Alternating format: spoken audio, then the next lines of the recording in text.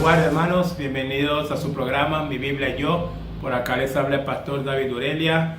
Estamos en el mes de octubre y este mes es un mes en donde normalmente recordamos lo que es la Reforma Protestante. El 31 de octubre en el año 1517 sucedió un evento muy importante en la historia de la iglesia, en donde tenemos un conocido, ¿verdad? Martín Lutero, que aquel día, 31 de octubre de 1517, Martín Lutero ya venía con una serie, ¿verdad?, de debates, una serie de argumentaciones en torno a la palabra, pero a partir del 31 de octubre de 1517, Martín Lutero clava en las puertas de la iglesia del castillo de Wittenberg las famosas 95 tesis que, bueno, abrieron toda una situación, hizo un movimiento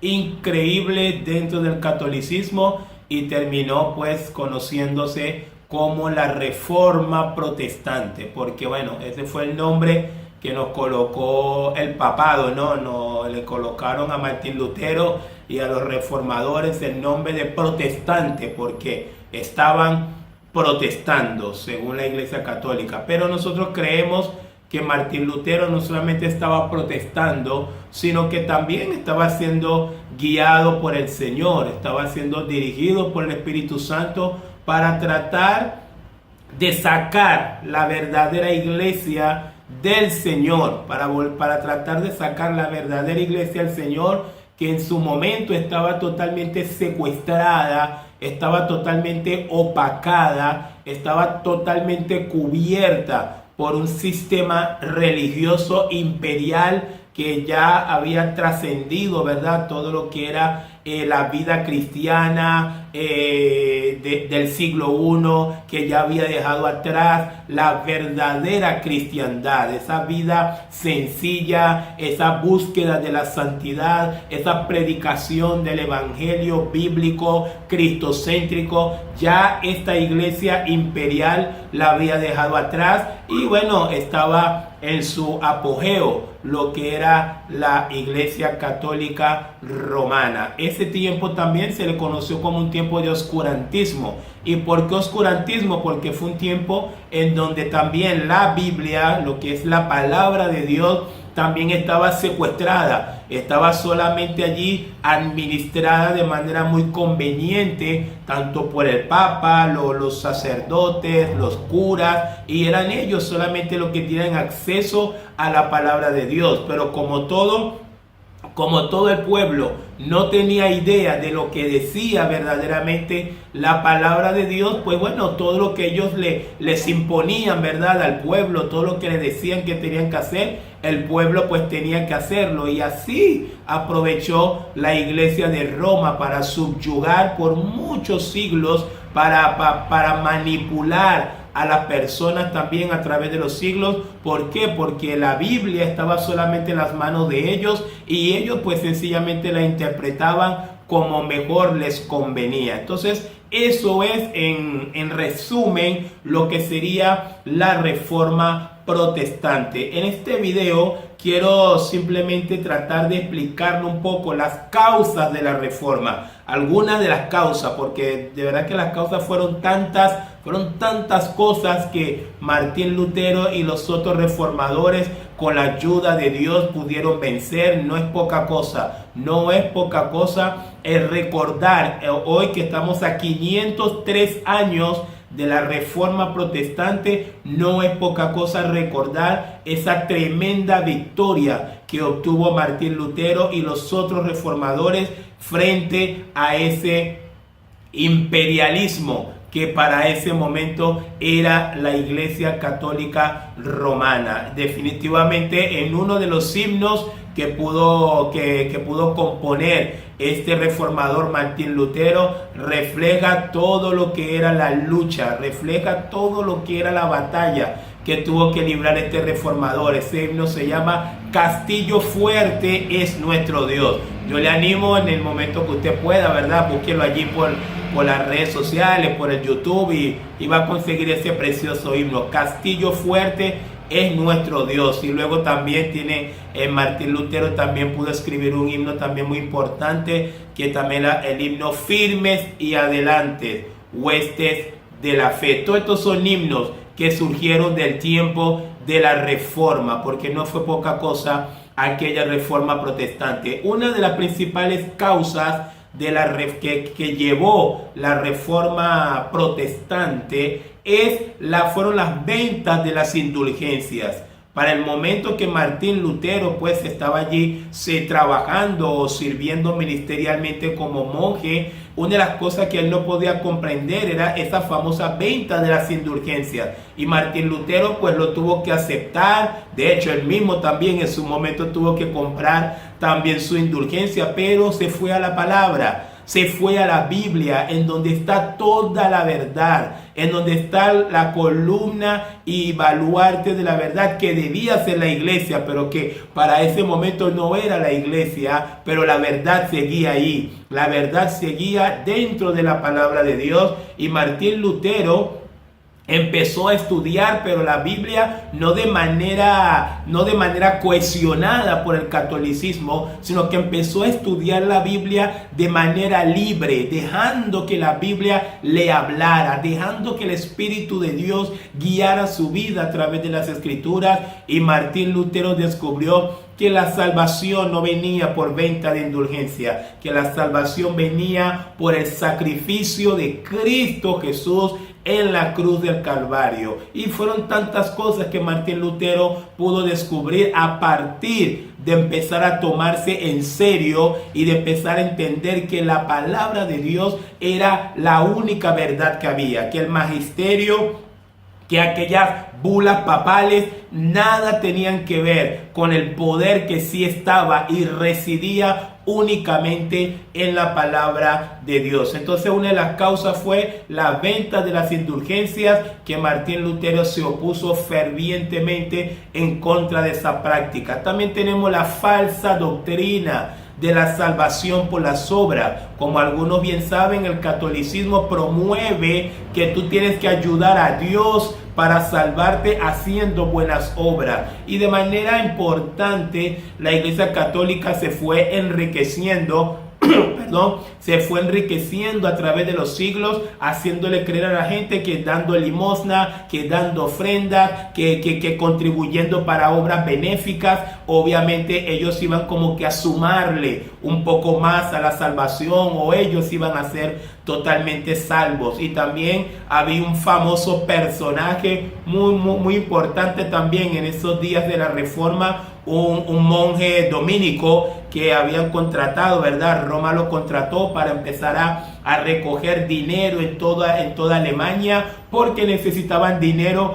para terminar de construir la Basílica de San Pedro. Esa basílica que todavía podemos observar allá en Roma. Ellos necesitaban dinero para poder terminar de construir esta imponente basílica, y bueno, simplemente se les ocurrió: vamos a decir a la gente que mientras más dinero dan, su familia va a poder salir lo más rápido posible del purgatorio. Otra falsa doctrina, la falsa doctrina del purgatorio, que no aparece en la Biblia, ni tampoco tiene nada que ver con lo que realmente son los planes de Dios para el hombre. La Biblia bastante clara dice en Hebreos 9:27: y de manera que está establecido que el hombre muera una sola vez, y después de esto el juicio. Si no hay un punto intermedio entre la muerte y la salvación o la perdición, no hay ese medio de purgarse después de la muerte. Todo hombre tiene posibilidad de salvarse mientras todavía respira. Si usted no aprovecha este aliento de vida que aún el Señor le permite tener para arrepentirse de sus pecados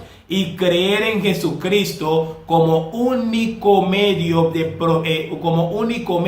salvación, pues definitivamente no tiene ninguna esperanza, ni en esta vida ni tampoco en la otra. Está perdido. Pero entonces, a partir de ahí, este monje dominico llamado Johann Tetzel. Lo pueden revisar allí en las redes sociales, va a ver muchas cosas importantes de este monje. Él tenía una frase que él decía: tan pronto como la moneda suena en el cofre, el alma salta del purgatorio. Y así este personaje iba manipulando todo un país, todo un pueblo, toda una región. Europa estaba saturada de estas manipulaciones de Roma. Apenas caiga la moneda ahí en el cofre, el alma de tu familiar va a saltar del purgatorio. Y con esa manipulación mucha gente vendió casa, mucha gente entregó tierras, y eso fue enriqueciendo mucho más a esta religión imperial llamada el catolicismo. Otra de las causas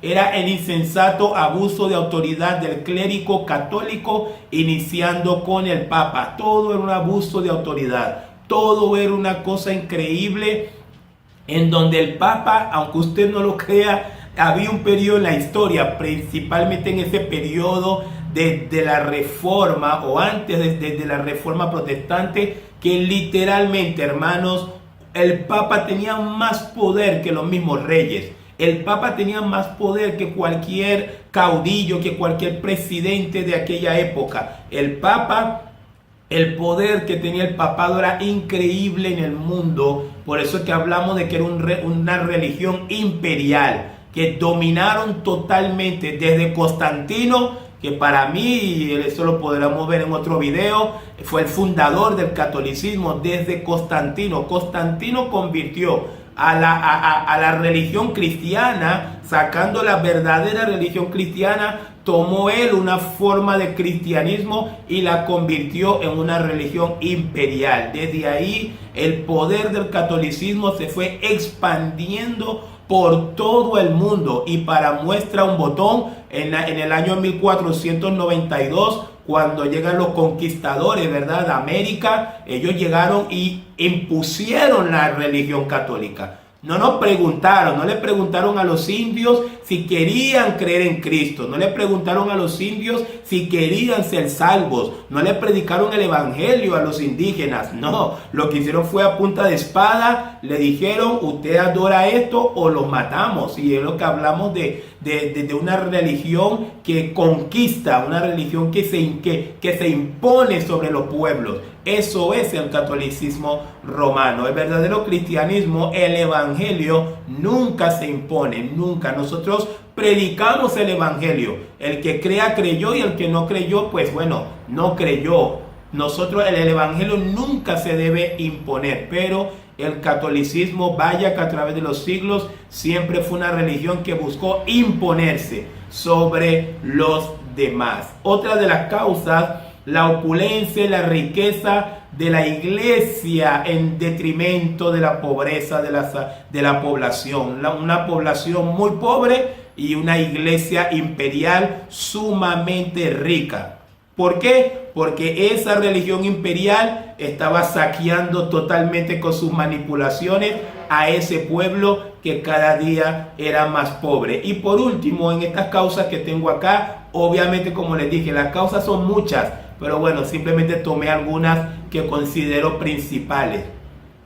Y la más importante, creo yo, de las causas de la Reforma, definitivamente fue la pérdida del absolutismo de la Biblia. La palabra de Dios dejó de ser absoluta como lo era desde el inicio de la iglesia. Desde aquel año 33 después de Cristo, con el primer sermón del apóstol Pedro, nace la iglesia de Cristo. Por la venida del Espíritu Santo, nace la iglesia de Cristo, y a partir de ahí la palabra de Dios siempre fue lo absoluto para la iglesia. El apóstol Juan, ya finalizando casi el siglo I, ya Juan prácticamente a punto de morir, Juan escribía en su segunda epístola: y el que se extravía de esta doctrina no tiene a Dios. Esto escribía el apóstol Juan, segunda de Juan capítulo 1. El que persevera en la doctrina, ese sí tiene a Dios y tiene al Padre. Así vemos como la iglesia, los primeros 3 siglos de la iglesia, la palabra de Dios era lo absoluto. absoluto. No había otra cosa más absoluta que la palabra de Dios. Pero luego llegamos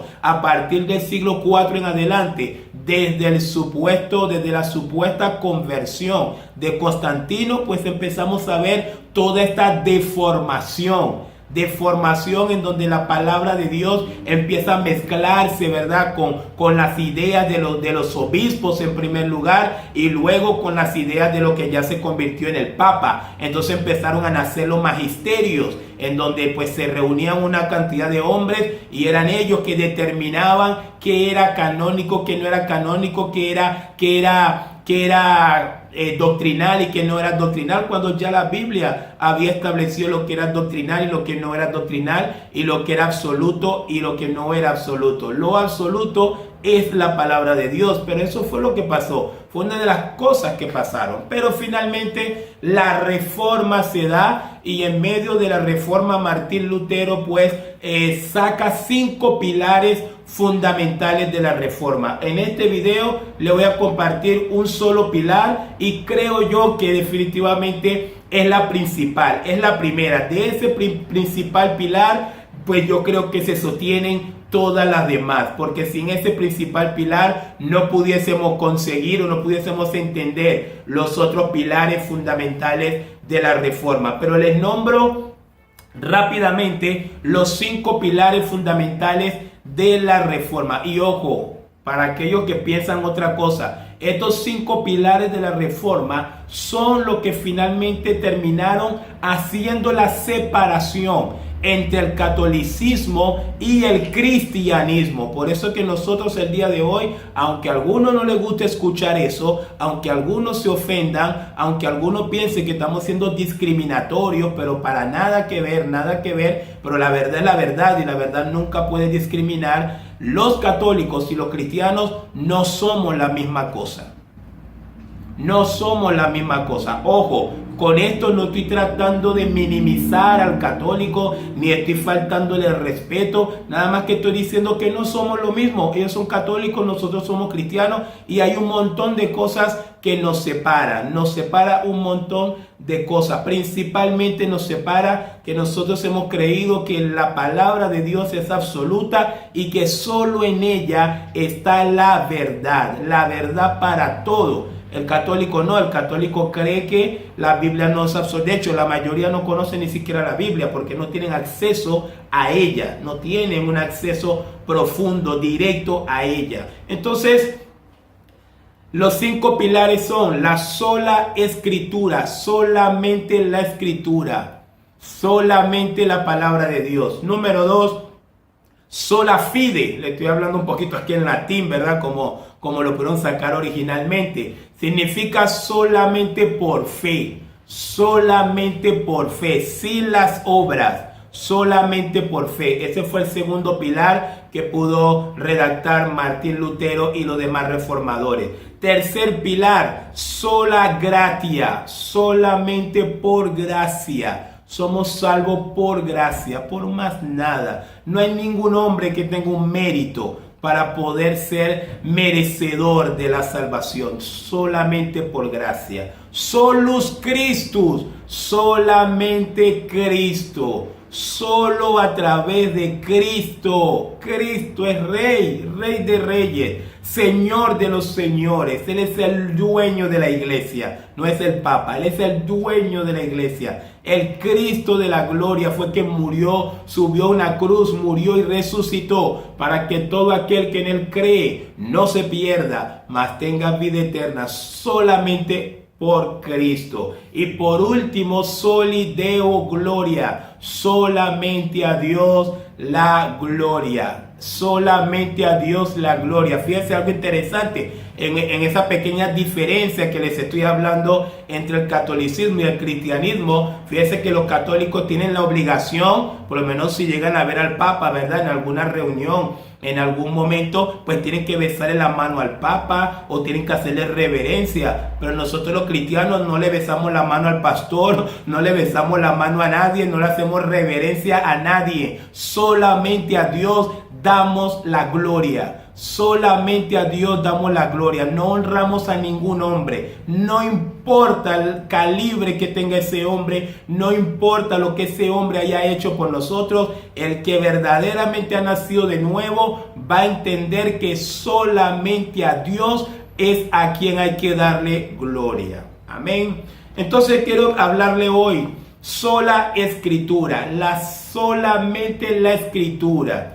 Solamente la escritura, uno de los pilares fundamentales de la reforma, solamente la escritura. Pero quiero tomar el Salmo 19, vamos a explicar esto lo más rápido posible a través del Salmo 19 y quiero plantearles una pregunta, ¿verdad? Para que nos lleve a navegar en ese hermoso Salmos 19. Vamos a estar leyéndolo probablemente del versículo 1 hasta el versículo 9. Y de ahí vamos a sacar cosas muy lindas, cosas bastante edificantes para nosotros, para el creyente. Y aquel que de pronto no ha creído y tiene la oportunidad de estar viendo y oyendo este video, quiero decirte que Cristo está tocando a la puerta de tu corazón. La palabra de Dios está tocando a la puerta de tu corazón. No pierdas tiempo. Abre tu corazón a Cristo. Abre tu corazón a la palabra de Dios, porque la fe viene por el oír. ¿Y oír qué cosa? ¿Al Papa? No. ¿Oír qué cosa? Los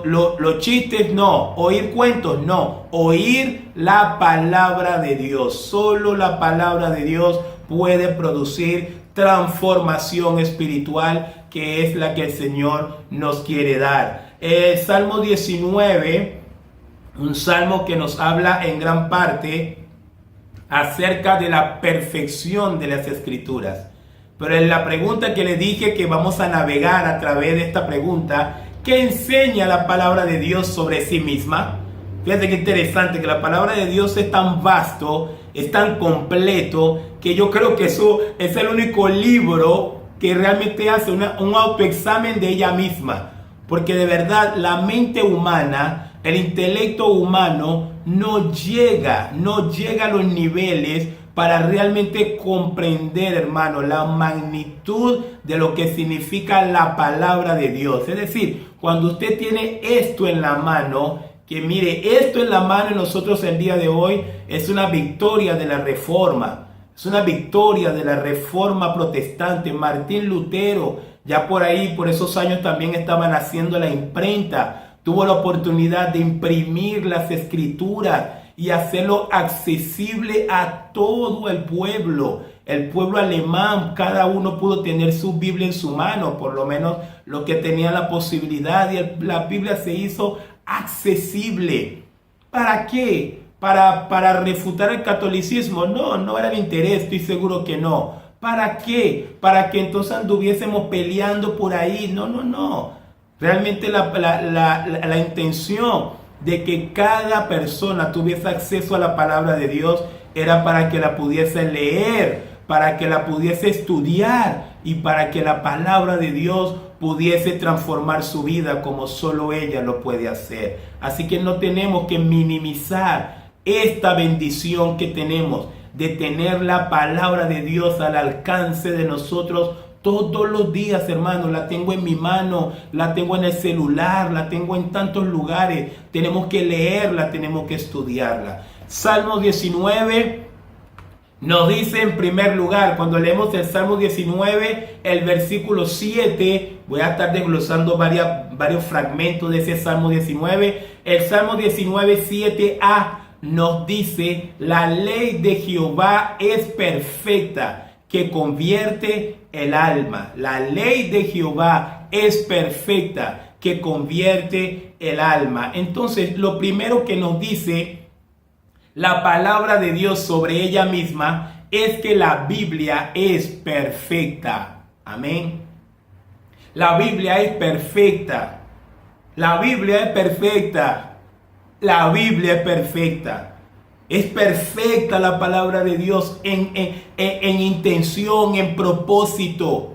Es perfecta, hermano. Cuando usted está estudiando la palabra de Dios y usted empieza desde Génesis y usted va recorriendo todo ese panorama tan tremendo y usted va llegando al Nuevo Testamento, mira, siente una armonía, siente una perfección dentro de la palabra de Dios que no se ve en ningún otro libro. Ningún otro libro es tan perfecto como si lo es la palabra de Dios, porque lo que dice se cumple, lo que dice que iba a hacer lo hace, lo que dice que el hombre es, eso es, lo que dice que el hombre puede llegar a hacer, eso llega el hombre a hacer, lo que la Biblia dice que el hombre nunca podrá hacer, el hombre por más que lo intente, nunca lo logra hacer. Es tremendo la palabra de Dios, es perfecta, pero me llama también la atención que cuando el salmista decía esta palabra de manera contextual, cuando el salmista decía la ley de Jehová es perfecta, ¿sabe de cuántos libros estábamos hablando en ese momento? Solo de 5 libros. Cuando este salmista estaba diciendo la ley de Jehová es perfecta, no estaba hablando de todos los demás libros, porque todavía los demás libros no habían sido publicados, todavía la revelación estaba en ese proceso progresivo. Sí, cuando este salmista dice la ley de Jehová es perfecta, está hablando de Génesis, Éxodo, Levítico, Números y Deuteronomio, la Torá. Imagínense ustedes si el salmista pudo ver semejante perfección en solamente los 5 primeros libros de la Biblia. Imagínense ustedes cómo nosotros hoy deberíamos ver la palabra de Dios ahora que tenemos los 66 libros, hermanos. Imagínense cuál debería ser no sé cómo explicarle esto, cómo debería ser nuestra cosmovisión sobre la palabra de Dios, nuestra manera de ver la Biblia. Si tenemos 66, este salmista tenía 5 y estaba maravillado. Decía, la ley de Jehová es perfecta. Convierte el alma. Fíjese bien, convierte el alma. Hace una metamorfosis en el alma. Cuando usted lee la palabra de Dios y usted empieza a obedecer la palabra de Dios, y se lo digo por testimonio personal, no hay manera, hermano, que usted siga siendo la misma persona. Es imposible que todo el que se expone continuamente a la palabra de Dios, no solo para leer y ponerse a pelear por ahí o estar debatiendo con todo el mundo, no solamente para leer y buscar a ver dónde hay un error en la Biblia, no, el que lo lee para asimilarlo, el que lo lee para comerlo como un alimento espiritual y le abre su corazón y deja que la palabra de Dios haga todo lo que quiera hacer en él, definitivamente no puede seguir siendo la misma persona. Hay transformación porque la Biblia es perfecta. Número 2, nos dice también la Biblia es fiel. La Biblia es fiel.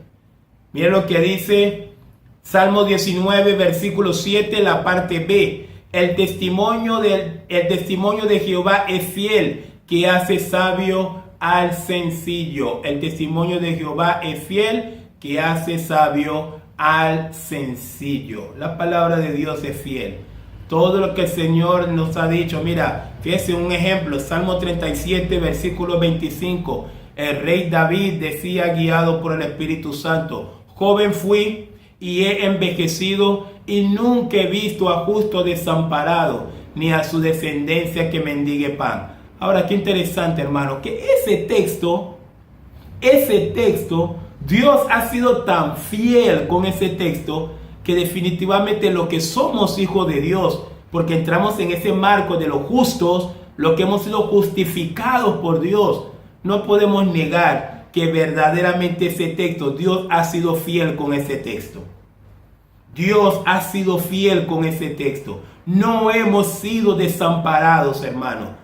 Yo puedo hablar por mi vida, pero yo sé que usted también puede hablar por la vida suya. No hemos sido desamparados. ¿Y sabe por qué? No porque yo soy bueno, no porque usted es bueno, no porque hemos trabajado mucho, no porque salimos de Venezuela y yo estoy aquí en Argentina y otros estarán en Perú, otros estarán en Colombia, otros estarán en Estados Unidos. No es por eso, sino porque la Biblia es fiel. sino porque la palabra de Dios es fiel. Y si Él ha dicho que Él no va a desamparar a ninguno de sus justos, el único trabajo que tenemos usted y yo es mantenernos justos.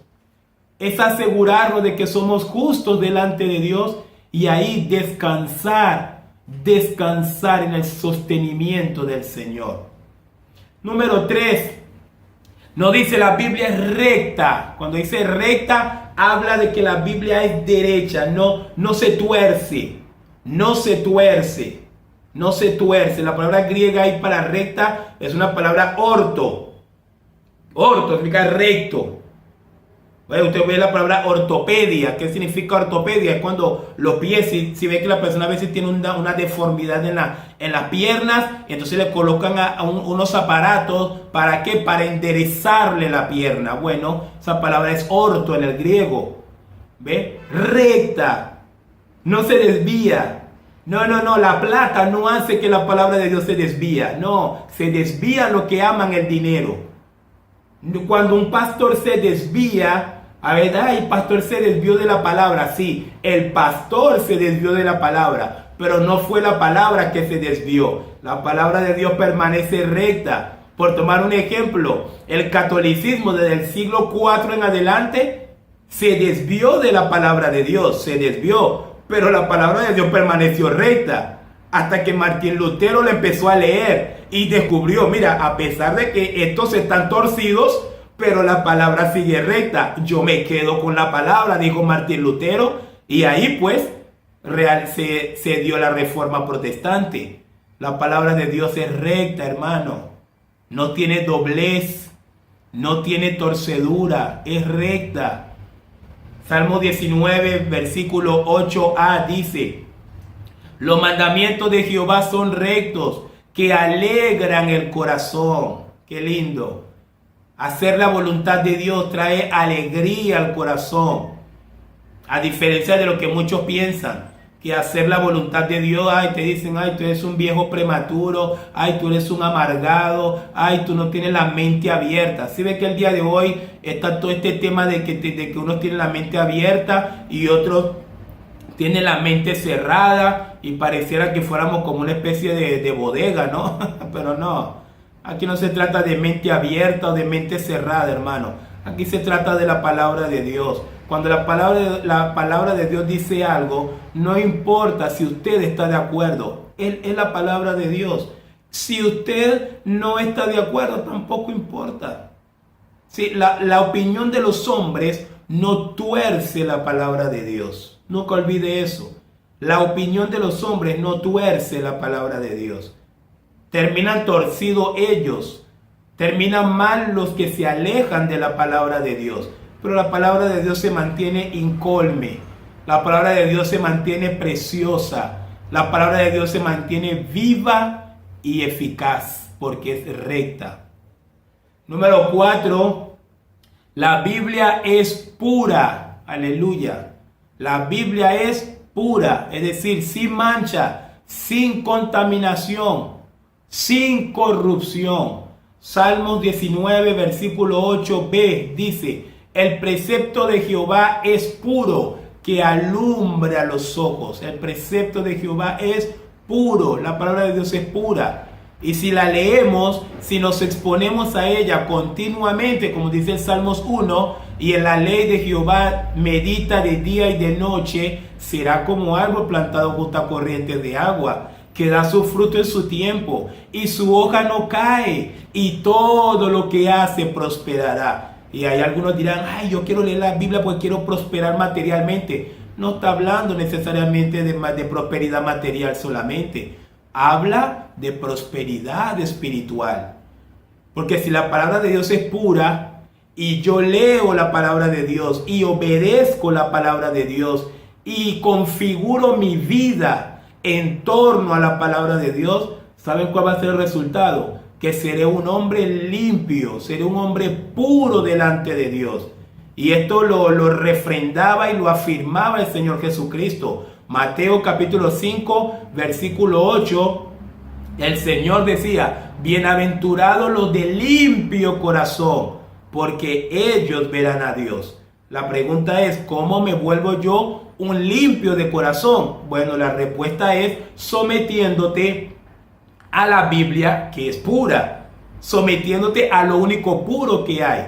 Como dice Pedro, nosotros no fuimos engendrados con una semilla corruptible, no, fuimos engendrados, fuimos nacidos de nuevo por una semilla incorruptible, que es la palabra de Dios. Entonces, me quedan dos más. La Biblia nos limpia. Ya hablé un poquito de eso, ¿verdad? Salmos 19, versículo 9a dice: el temor de Jehová es limpio, que permanece para siempre. El temor de Jehová es limpio, que permanece para siempre. Y lo último que tenemos que saber de ese famoso sola la Escritura es que la Biblia es verdad. Aleluya. La Biblia es verdad. La Biblia es verdad. Salmos 19, versículo 9b. Los juicios de Jehová son verdad, todos justos. Dios no es mentiroso. Dios no miente. Toda su palabra es verdad. El Señor Jesucristo también decía en Juan capítulo 17, orando por nosotros, orando no solamente por los que habían creído, sino los que habían de creer. El Señor le pidió al Padre: Padre, santifícalos en tu verdad. ¿Y qué dijo luego el Señor? Tu palabra es la verdad. Gloria a Dios. Y Juan 8:32, un texto principal dentro de nuestra iglesia Libres en Cristo, nos dice: y conoceréis la verdad, y la verdad os hará libre. Esa fue la verdad que un día descubrió Martín Lutero. Esa fue la verdad que un día descubrió John Hus. Tenemos prerreformadores, hombres que también batallaron contra el catolicismo inclemente antes que llegara Martín Lutero. John Hus decía: prefiero herirlos con la verdad que matarlos con la mentira. Desde estos hombres, la lucha para tratar de resucitar la Biblia dentro del catolicismo se hizo por mucho tiempo, pero muchos no lo lograron, muchos murieron, a muchos mataron, a muchos quemaron, hasta que finalmente, por la voluntad de Dios, Martín Lutero pudo lograr la famosa reforma protestante.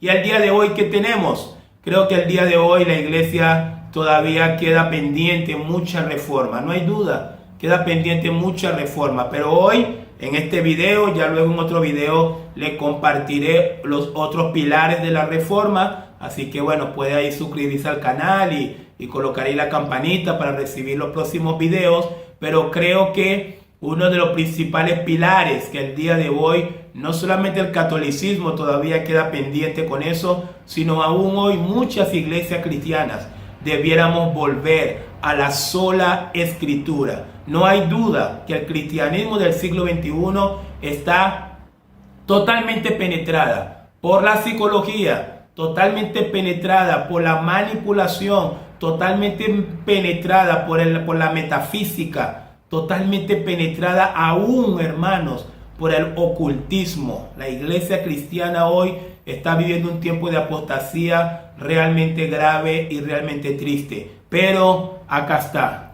sola Escritura. Ahí está sola Escritura.